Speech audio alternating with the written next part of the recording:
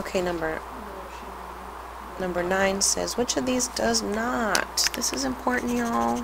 Okay, does not represent the distance a car travels when going 55 miles per hour. So which one does not show that? Well, since this letter that's missing is R, because this is D equals RT, that 55 is the rate, and that's exactly what that means. So this one's a good one, meaning it's not the right answer.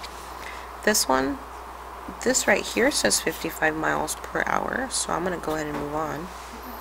This one says 3 hours, and the distance will be 160, so we have to figure out per hour. So 160 divided by 3. 3 into 1 is 0. 3 into 16 is 5. That's 15. Subtract, bring down your 0. 3 into 10 is 3 times. So I'm going to stop there because we're looking for the one that says 55, or that does not say 55 miles per hour. And this one doesn't, because it says 53 miles per hour. So I'm done with that.